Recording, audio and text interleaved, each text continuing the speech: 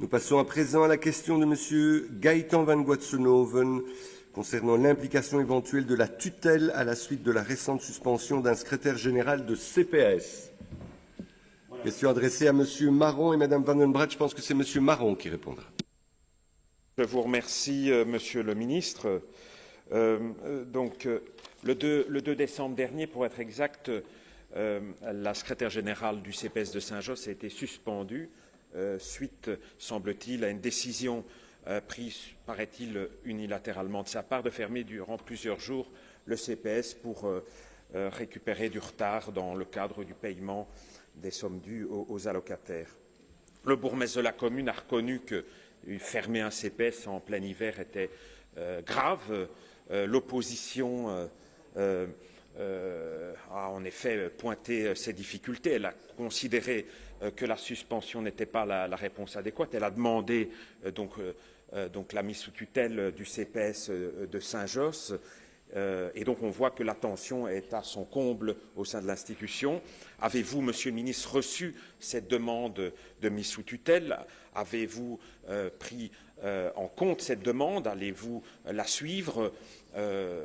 Et d'autre part, qu'en est-il de la suspension? Cette suspension va-t-elle arriver à terme ou va-t-elle être définitive à l'égard de la secrétaire générale? Voilà, Monsieur le ministre, un certain nombre de questions précises par rapport à une institution aujourd'hui mise dans une situation assez pénible. Je vous remercie. Merci, Monsieur Van Guatsenoven. Je cède à présent la parole au ministre Marron.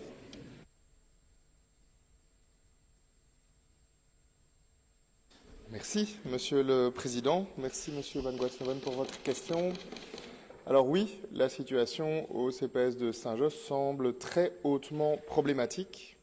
Et évidemment, notre ligne d'action, c'est que les allocataires, les bénéficiaires des services du CPS n'ont pas à payer les errements de gestion du CPS de Saint-Josse.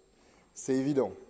Et donc, c'est notre ligne d'action que, en tout cas, les aides soient correctement délivrées et les missions de service public du CPS soient assurées. Vous imaginez, dans une des communes où la population est la plus pauvre de Belgique, un des plus gros CPS de Belgique, qu'on ait une discontinuité dans le service public, c'est impensable.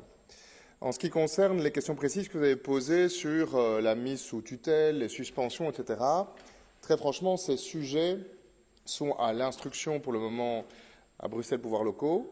Ils font l'objet d'une analyse juridique pointue pour voir ce qu'il y a lieu de faire et comment il y a lieu d'agir. Et à ce stade, je ne peux pas vous donner d'informations supplémentaires.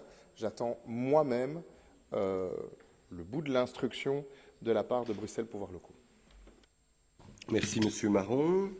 Monsieur Van Guatsenoven. Merci, Monsieur le Président. Monsieur le ministre, j'ai entendu ce que vous m'avez dit.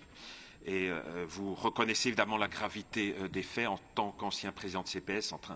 Je partage évidemment ce point de vue quant à la gravité, à la nécessité de maintenir une institution comme un CPS effectivement ouverte. Alors vous dites que vous n'avez pas tranché par rapport aux mesures à suivre. Il me semble à tout le moins que la question de la mise sous tutelle devrait être sérieusement examinée. Je pense modestement quelle est sans doute la réponse adéquate. Je vous remercie. Merci, Monsieur Van Guatsenoven.